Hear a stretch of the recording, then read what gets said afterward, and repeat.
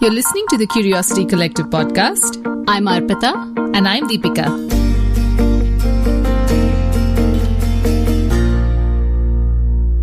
What? Is it already your birthday? Happy birthday! Happy birthday to you. Happy birthday to you. Wow, what is this about? Well, this is a classically odd outcome from a very strange time. So, through multiple lockdowns in the past years, it became more and more isolating. And my friends and family were scattered all through the country. And I think just to break that monotony and find something to laugh and feel happy about, I started doing these big birthdays for everyone, sometimes in collaboration with friends, otherwise just by myself. Okay, that explains the off-tune singing. Well, you should try to make people sing happy birthday in sync on Zoom. There's always so many wonky internet connections there. But it did its job. And the reason why I'm telling you this is because a big part of this birthday thing was sending food. I remember you and Nidhi sent me this lovely birthday breakfast too, my favorite buttermilk pancakes and cheese sandwiches. And yes, food is most comforting and cheering, and it was a great start to my birthday. I'm glad you enjoyed it. And there is something to sharing food which speaks of care and love. And what platforms like Swiggy and Zomato did was that we could send stuff to people in different cities. So I think I ordered food for people in Mumbai, Dehradun, Hyderabad, Chennai. And it was amazing to hear the joy in the voices of people who received it. Yeah, but there seems to be a lingering but there. There is, because this chat today is not about the people who got the food, but those who delivered it, the gig workers. The ones on the bikes, those tiny people icons zooming across all these cities on your maps, making these deliveries happen.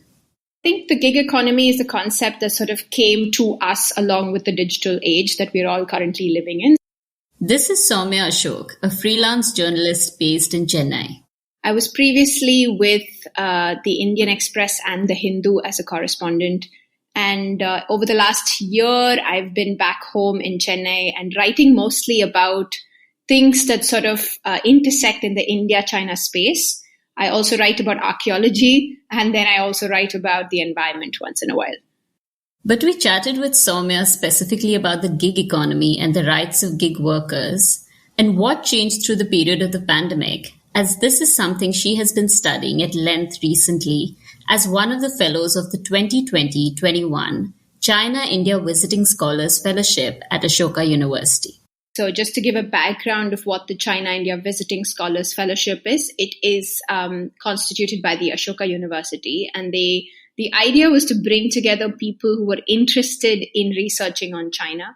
And part of the plan was to actually visit China for a particular period of time for us to do our research. So in my case, since I'm a journalist, I would have done ideally some ground reporting from Beijing and bring back those insights and do sort of a comparative analysis with what I would have seen in India in the same time period.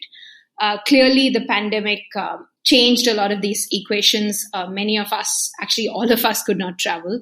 And so what I ended up tweaking my research to was, if I just take the food delivery sector through this time, like if I look at the app-based food delivery service, how did it sort of change in the year 2020 in China as compared to India? This is what I went in with.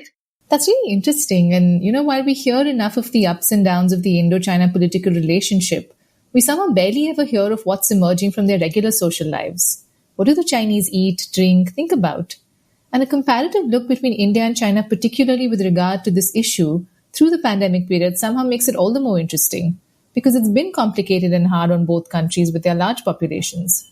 The veil is rather thick when it comes to China, and so it is very exciting to hear Sowmiya's analysis. She shared her approach and methodology to the whole research and also did some context setting for the two countries. From a journalistic perspective, let me look at news reports, let me look at research, let me speak and interview academics, and similarly do the same thing in India. So if you look at both the Indian and Chinese space, clearly the breaking into this market happened earlier in China as compared to India. China also saw a lot of pushback much earlier than what we saw here last year from the labor point of view. So what you would see over the course of years leading up to the pandemic in China was actually one of collective action in many Chinese cities, where I was looking specifically at this app called Meituan. So a lot of labor delivery workers employed by Meituan had come together and protested in different cities asking for better wages and so on. So this was a general pushback that happened years before the pandemic, a couple of years before the pandemic in China. Right. China was, of course, ahead in terms of digitalization, embracing tech. So this is not surprising. Yeah, also internet access, right? By around 2021, it was estimated that almost 70% of the population there had access to the internet, whereas in India, it is still about 50%. And to put the timelines further in perspective, Meituan, the company Sowmiya mentioned, was an already very well-established Chinese shopping platform for locally found consumer products and retail services. Here we're talking about dining, delivery, travel, and other services. And it was founded in 2010. And in India, Swiggy, which started off as an online food ordering and delivery platform, but now also does package and grocery deliveries, something it added during the pandemic, was founded in July 2014. So, yeah, things went a bit differently in India, even where the growth of the gig economy and the conversation on gig workers is concerned, as Sowmiya explains. And I think in India, in the same vein, as our market sort of expanded and, both Swiggy and Zomato sort of grew into being bigger companies, the pandemic pushed delivery workers into a space where they felt exploited. They felt that they were not getting their deserved wages, deserved, a specific sort of commission per delivery and so forth. So you would see sort of a mirroring of what was happening in both the countries. But one thing that was very similar is in both of these spaces, delivery workers started to be seen by the public, by users, by us who use these apps as frontline workers. They sort of played a bigger role because we were all sitting at home through the lockdown, multiple lockdowns that we faced here and multiple lockdown the Chinese people faced.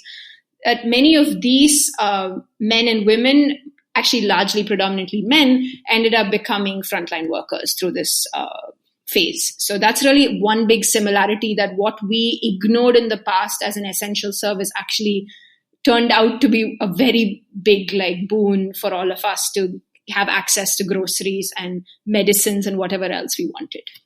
Which brings us back to those birthdays and frankly to so many other such services that we've availed through these last few years. Yeah, I used a whole host of these delivery services as well for chores before the pandemic that were part of my weekly go to the store and get kind of list. Veggies, of course. And medicines. And pet products. And food and household items, just so many things. We all faced the pandemic around March or April.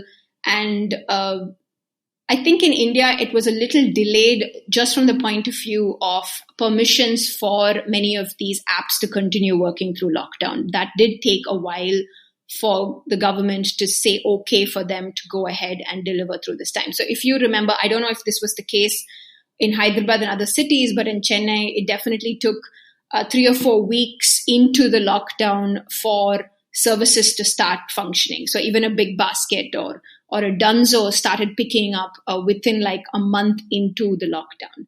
So in comparison, when you look at Wuhan already had opened up by April. People had come out of lockdown by April. So they went into lockdown much earlier. But the sentiment is sort of similar. Whether it happened exactly at the same time, the sort of sentiment that we all felt towards delivery workers seemed to sort of mirror maybe one after the other, but largely that these were, people who were trying to help and playing such a big role in getting us our food and medicines and so on. In so many ways, the middle class of India almost had this sudden forced conversion to using online shopping apps and websites. I used to like planning my grocery days before, swinging bags and just looking through fresh produce. But all that changed and became unfeasible so suddenly. I remember this moment through one of the lockdowns where I had to emerge from my house to get some medicines and the whole place was Really something out of the movie I Am Legend, which is basically about the sole human survivor of a plague. The roads were absolutely empty. It was so quiet I could hear the tree branches creak and sway. And the only people who broke that eerie silence were the gig workers on their bikes. Like Sowmiya says, I don't think we ever saw them as frontline workers till that point where we could adhere to the lockdown basically because of them delivering things to our doorstep. So true, and they took on the risk of exposure to the virus as we sat at home, while simultaneously, I suppose, the companies themselves saw an opportunity for tremendous expansion.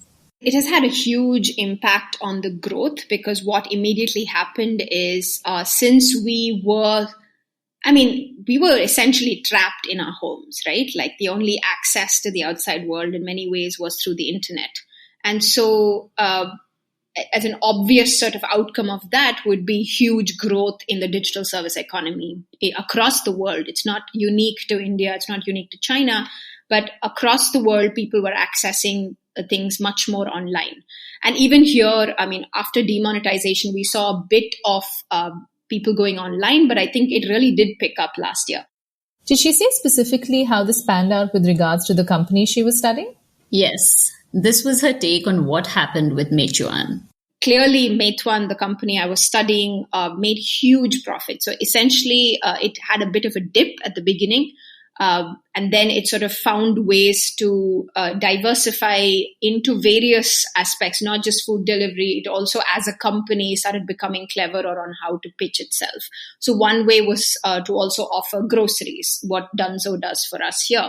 So it started adapting very quickly, and you could see numbers scaling up like massively through 2020. So you went from May of last year to February of this year, where it even ranked amongst the third largest tech company in China. And meanwhile, what was happening in India? Here, on the other hand, you would see similar efforts by both companies. What Zomato and Swiggy and others were doing here was also pitching to the government, asking them to partner with them, right? Saying, look, we provide a service, use us effectively. Ola and Uber were doing this as well. They were delivering groceries through that time. So they started pitching as, look, we are important, we are an essential service, pay us attention. Attention, which of course they eventually got. They became one of the exceptions to the lockdown rule, as I remember. Am I right? Yeah, because it became immediately clear, I think, that if a country like India, with its substantially crowded cities, had to have lesser people outside, then it would make sense to have them receive things at home, which would ensure that they stayed there. But at the end of the day, the person who's actually going to deliver that product at the end of the day is a delivery worker, is a human being. So when we talk about how has this impacted the worker, it has in many ways adversely impacted the worker because he has had much more orders coming his way and not being compensated enough for his time and energy and effort that he puts into each of those orders. Hey, now that we've gotten a sense of the context and getting into the bit about gig workers and what happened to them through the period of the pandemic, it might be useful to just step back a bit and look at what gig work actually means. Yeah, well, that makes sense. So this is how Sowmiya defined gig work. So in very simple terms, it is defined by this labor system that is short term, that relies on semi-permanent work, that relies on contractual work. So in a way, it's a kind of that's why it's called a gig. You kind of get paid per gig. And what this ends up happening then through the system is there is scope for sort of undefined ways of people, or most likely labor, being exploited in this space. So when we talk about gig workers, it is in our simple sort of parlance of everydayness in India, it would be your Swiggy and Zomato workers, or even those who get on any kind of e-commerce sites to jump on for a particular period of time. So these are the broad sort of definitions. Okay, so we're talking about semi-permanent or contractual work here when we try to categorize the gig workers and understand the nature of their work. The thing is that when it first really began to take off in India, maybe around 2010, a multitude of online service platforms which offered a range of services from, ride sharing to delivery to house cleaning, etc. It was like this great new way of doing things had emerged. They had created new ways for workers to seek out income opportunities. Yeah, it was exciting for all of us, I think. Suddenly there was a new and seemingly much more easier way of doing things. And the selling point for the people looking for jobs was that it often required basic skills, had flexibility. You could join and leave as you wished, do as many hours as you wished, and it had great earning prospects as per the companies. But it didn't quite pan out that way? Looks like it hasn't, not quite. So, interestingly, I came across this 2020 study of ride hailing and delivery workers in San Francisco, which, along with other things, did a kind of profile of who gets into this kind of gig work. And to put it simply, these were their findings. Firstly, that it was a group that was highly diverse, made up of minority and marginalized groups, and these were people who were struggling financially. And secondly, for many of them, it wasn't a gig. They were doing this full time and it was the only income for their households. That sounds about right in terms of what we see in India too, I suppose. I couldn't find any research clearly stating this, but anecdotally it does seem to be the case. So while it looked great packaged as the concept of delivery executives, what you had was a lot of people in financially precarious positions within cities joining a job which had basically no securities of any sort attached to it. I discovered this term, labor arbitrage, which is basically used to describe the practice of searching for and then using the lowest cost workforce to produce products or goods, which is what is happening here. So this, of course, is also a good indication of the built-in power asymmetry. The workers have almost zero bargaining power within this kind of setup. One thing about gig workers is they find spots in various parts of the city. We would have all noticed it. Next to my house, there's a nuts and spices shop, and just outside on the steps every evening, Swiggy and Zomato guys get together and hang out and chat and compare notes. And they have a community going as well. But from our perspective, when you walk past a group of men like that, oh yeah, they're just Swiggy guys. But it's really more than that. I feel like reducing them to a company's name, sort of invisible, makes them invisible once again, to just be like, this is some dude who gets me my food.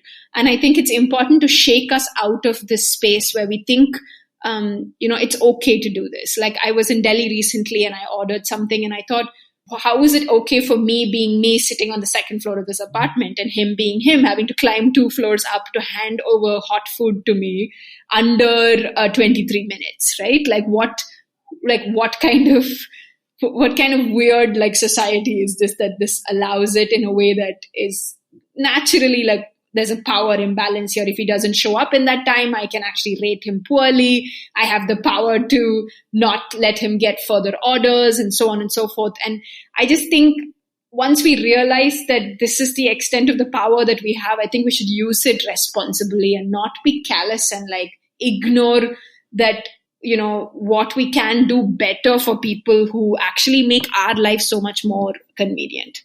So what Sowmiya is saying is that not only is there this built-in power asymmetry, but also that the workers are made sort of invisible by the kind of system the app has created.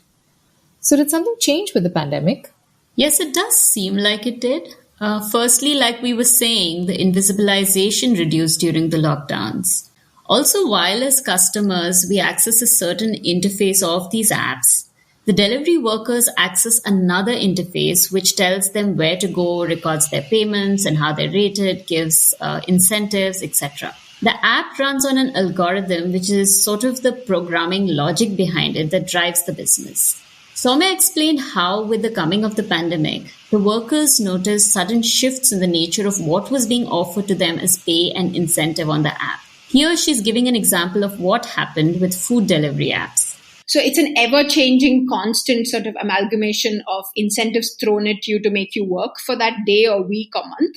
And many people I interviewed said at the beginning of the pandemic, the companies had just gotten rid of, say, rain surges. Like you get a surge, you get a certain hike in remuneration if it's raining, or festival surges. You get a certain hike when there's a busy time, or something else that will provide a specific incentive.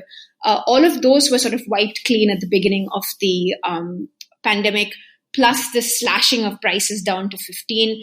This is not a new model of tweaking algorithms to make profits. But what happened through the pandemic is at least in India, you had like a slashing of remuneration from like 35 rupees to 15 rupees per order, right? That's huge. That's more than double.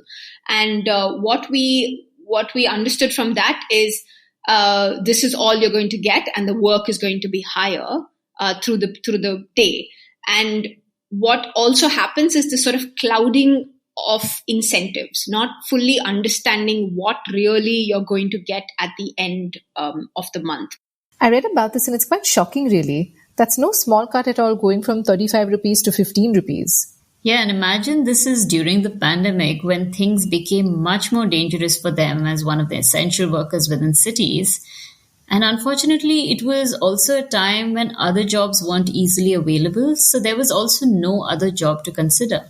Plus, in some cities, Zomato even expanded its range. So if you look at your apps closely, Swiggy sort of sometimes tells you, look, it only offers you a certain number of restaurants in your neighborhood. And it says, if you look to get something further down, it'll say this is a bit further off and you'll have to pay an extra price for it. Every time that's happened to me in Chennai, I check Zomato, and Zomato seems to have an expanded sort of range, right? Like they don't seem to ever think anything is too far. So this has happened across cities, where opening up of where you operate, which means you literally can be traveling tens of kilometers per day and crisscrossing the city to catch orders. One such incident took place in Bangalore in September of 2021, when without warning, and here I'm quoting an article on the incident. So without warning, the delivery platform tweaked its algorithm to extend the riders' delivery zones.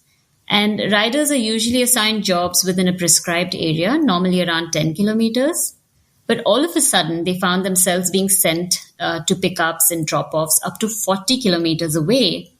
And this meant that the riders would not be able to meet their daily quota of deliveries to be made, or they lost out on incentives which they needed to make a living wage. Many also reported that the new delivery radiuses meant they've had to travel to unfamiliar places on the outskirts of the city, resulting in a surge of thefts of their phones and vehicles. Things have been fairly, like it feels like someone's tweaking the algorithm sitting in headquarters, and how it plays out on the ground is not effectively noted. And the delivery worker at the end of the day has to bear the brunt of whatever that tweak is. And more often than not, and this is a complaint I constantly heard, is when there is an issue with the order, or when there is an issue from the delivery worker's perspective, there's nobody for them to go complain to. They end up having to fight with technology, and the technology is more often than not very helpful, because it is in the interest of the company and the customer to prioritize them over the delivery worker. So I think this is really how it's panned out. It's frankly very complicated. The idea is to just point out how incredibly difficult it is to come out with a specific simple, like how we get in our newsrooms, for instance, a salary slip at the end of the day with clear incentives. I don't think you can find that on an app if you open their version of a salary slip. Wow, that sounds awful. There seems so much uncertainty and lack of clarity in terms of what the outcomes of your workday might be. You know, when questions on such practices began to surface, the companies took an interesting approach.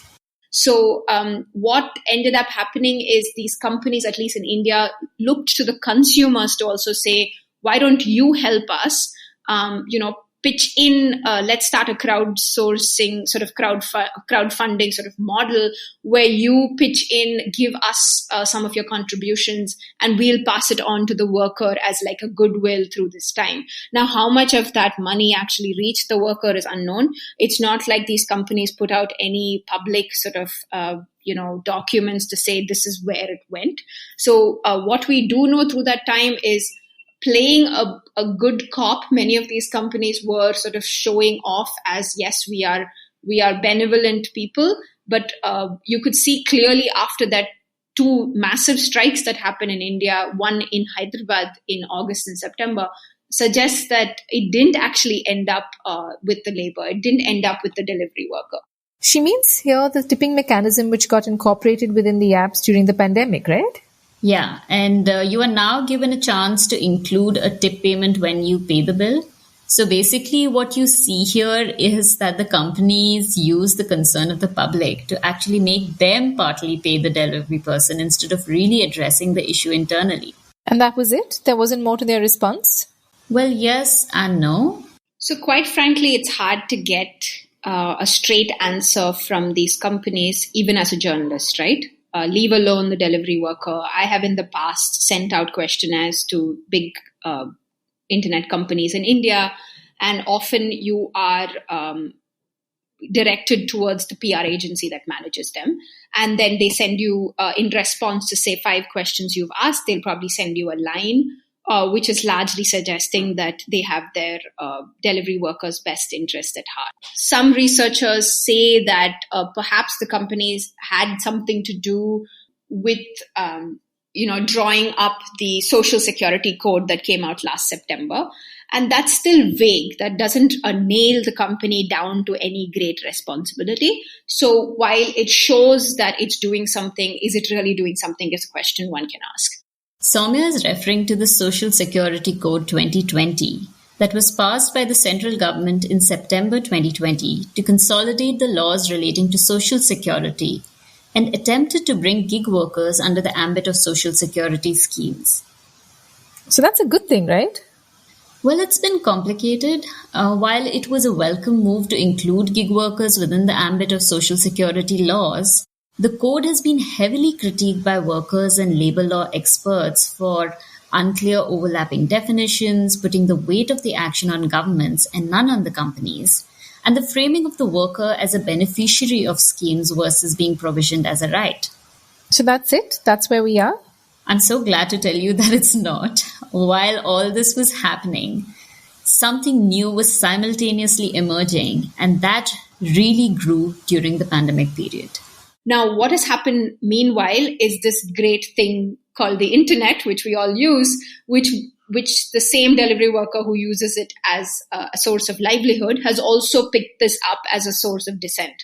So in the last months, you can see online, if you just get on Twitter, you've seen a bunch of anonymous accounts that have popped up, mostly identifying themselves as Swiggy DE or like delivery boy and so on and so forth. And these are people who are actually delivery workers on the ground, using Twitter as an effective means to tell you, the customer, that things are not okay, that things are exploitative, and you should be more aware of what's going on if you're going to be the end user of this app. You know, there are days when you're surrounded by conversations of the internet being turned into a vehicle of surveillance and exploitation. And then there are days when you hear stories like this and remember things like the Arab Spring and, begin to remind yourself of all the potential it still holds for honing freedom instead of curbing it. I think the internet reflects the complexities of the real world, but definitely in new and fascinating ways. Many of the delivery workers are young digital natives, and so I suspect we will see the internet play a role in these conversations. Sowmiya pointed out this additional incident to explain this. You would have seen the lovely Hrithik Roshan ad that Zomato put out, and again, which got massive pushback, right? Like people were like, what kind of advertisement is this? This was the one where Hrithik Roshan opens the door to receive a food delivery and the delivery person doesn't even have time to take a selfie with the actor and instead has to run and leave to make other deliveries, right? And there was another similar one with Katrina Kaif. Yeah, those are the ones. And what's interesting is that almost immediately there was a pushback, as Sowmiya mentions. And while Zomato claimed that they were celebrating the heroic ethic of the delivery worker to deliver on time, rain or shine, what a lot of people felt online was that it normalized an unusually intense work pressure that comes with uncertainty and poor pay. In fact, this was corroborated by the Fair Work India Rating 2021 report, which found that the take-home earnings of gig workers declined in 2021. Out of a 10, many of these companies scored really low in their ratings as fair and safe workspaces for gig workers. Swiggy and Big Basket got a 4, Zomato a 3, Amazon, Dunzo and PharmEasy scored 1. So these sorts of incidents and reports have also helped build the online space for a larger conversation. And I think delivery workers are using the space very effectively in this process. And companies are in a way not able to keep up. I didn't think they saw this coming. I don't necessarily think they like that people are creating these accounts and screenshotting apps and screenshotting incentives and saying this is how little we get paid for that one piece of like cheesecake you ordered on that Tuesday afternoon when you had a craving, right? So I think what's very interesting to watch would be how this progresses and whether this will lead to a more efficient sort of space where we can actually demand better wages for people doing gig work. And even as conversations have come together online, in the real world, gig workers across many such platforms have overcome the odds and managed to collectivize in these past years. By collectivize, you mean they've been able to come together as a union now?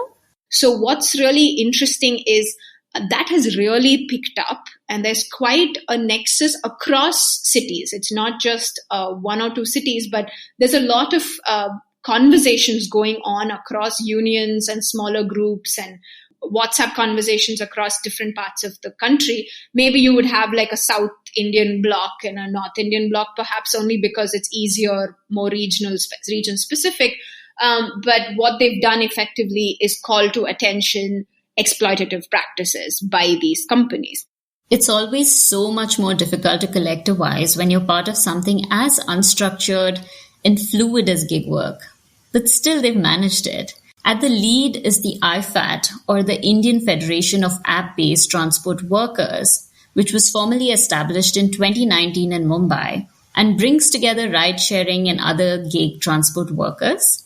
And since then, they've been instrumental in voicing the issues and concerns of gig workers. In fact, they are the reason that more of us in the customer base are hearing with greater depth the challenges faced by gig workers.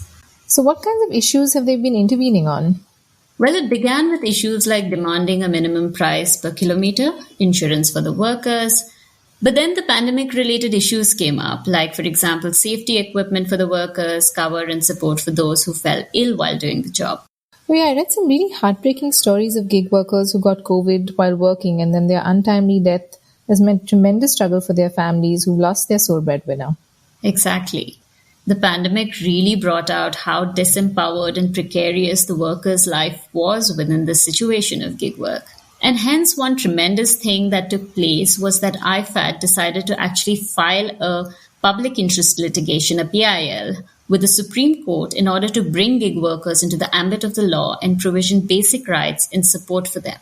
Here's Sheikh Salahuddin, General Secretary of IFAT, in a conversation on CNBC, explaining why they needed to do this. सालों से उधर government भी नहीं सुन रही है हमारी बात, companies भी नहीं सुन रही है, तो इसके लिए हम लोग जो है हमारे प्रॉब्लम जो है दिने दिन बढ़ते जा रहे, कम नहीं हो रहे, उसके लिए हम लोग ये फैसला लिया गया.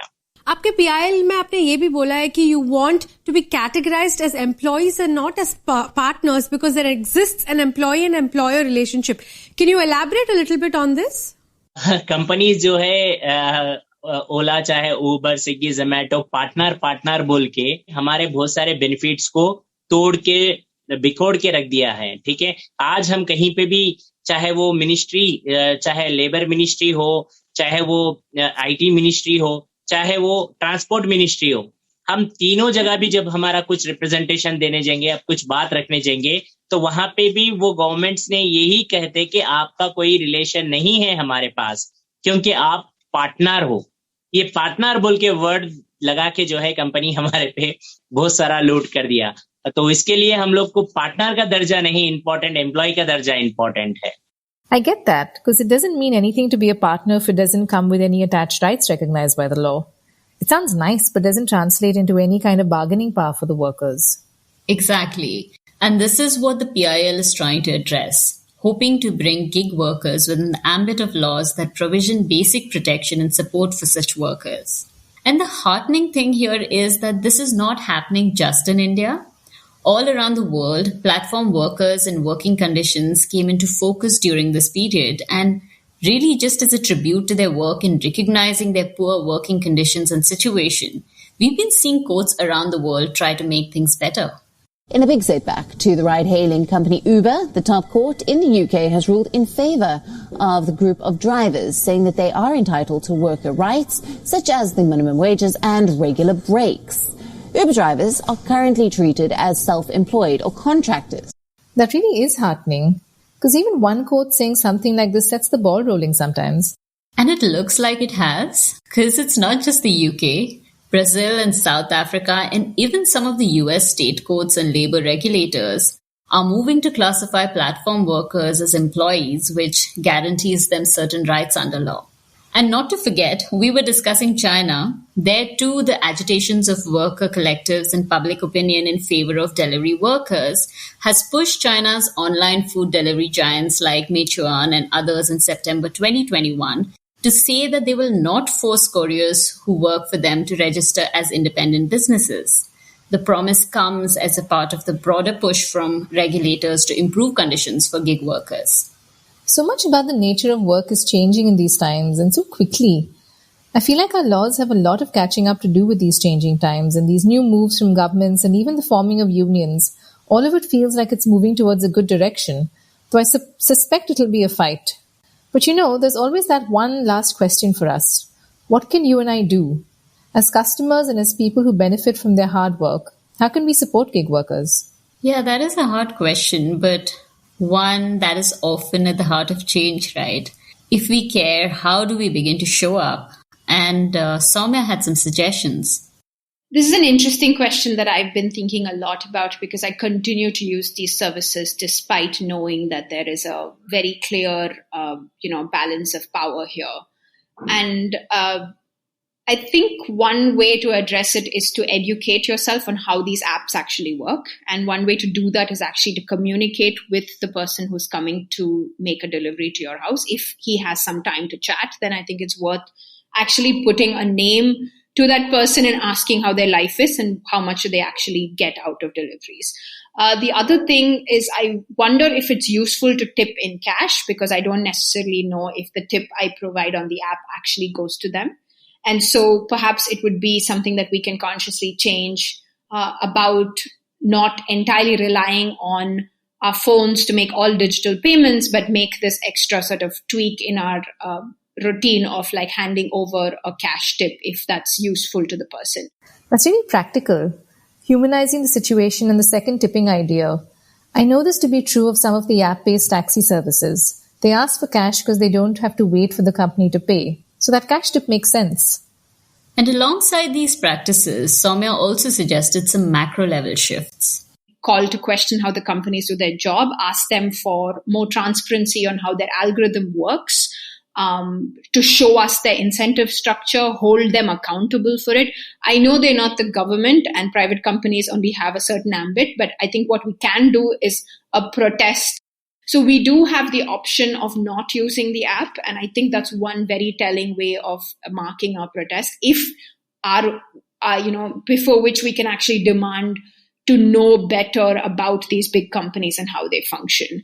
So I think the internet will be a useful space to do this. I genuinely think Twitter, Facebook, and other forms that we are constantly on then becomes tools for us to ask these questions. So I think hopefully when we look at future of work, it would be one where through the pressures from pushback from delivery workers, through more public sort of outcry and public questioning, we should hopefully see a much more sort of, equitable distribution, I suppose, of wealth or profits of coming out of these big companies. Many a times one hears how clicktivism or online activism isn't particularly effective, but I think it needs nuance, and that form of activism also has its useful moments. When lots of people register discontent with a certain state of affairs, then it does help and give heft to the voice of the core group, and in this case the Union of Gig Workers, for example, and pushes companies and governments to respond and engage in deeper conversations and actions, as we've seen. Our little actions do make a difference. You're absolutely right. While sometimes it can feel futile, a large tide of opinion in the direction of supporting the well-being of all workers, especially those who have done such a tremendous job through the pandemic and in such vulnerable conditions, it deserves our attention and concern. And I think it feels fitting to end with these words from Sowmiya, which I think go to the very heart of the conversations on connecting back to our communities and social ecosystems, on considering our collective well-being within cities. I think in my article or on the Twitter thread that I put out about my research, I talked about the idea of seeing these little figurines on our cell phone sort of moving around the space like it's a game. But actually our doorbell rings and there's a real person standing there with our food. So I just think we could very easily get conned by this idea that all of this is happening on a virtual space till someone knocks on our door and we're actually snapped out of this sort of cognitive, dissonance. It's kind of like a cognitive dissonance where you're like, oh, there's actually a human behind this, right? So we haven't definitely evolved to a space of robots coming to deliver food. So I think we have to be very aware that behind each of these people is an entire story, their families, their homes, they have to pay bills and school fees and so on. So it'll just be a humongous sort of effort from our side to just give them 5 minutes to tell us how they are doing and ask them about it and find out how we can make lives better. I really think that's one way to do is to just ask questions and ask the right questions. You can learn more about Sowmiya's work through her many articles available online. We'll also be exploring this theme further in our social media spaces, so do join us there. For the next month, we shift to the theme of children and well-being. We'll talk to Pravita Patale, an associate professor based at the University College London, to understand children's mental health and larger well-being, both in the present time, having emerged from the pandemic, and in the future. Do join us. Don't forget to subscribe to our podcast for more episodes. You can follow us on Spotify, Apple Podcasts, Google Podcasts, or a podcast app of your convenience. We're also on YouTube, so look up the channel, The Curio-city Collective, or follow us through our social media pages. And most importantly, if you like what you're hearing, please do share these episodes with your family, friends, and community members. Leave us your thoughts, comments, and feedback. We love hearing from you.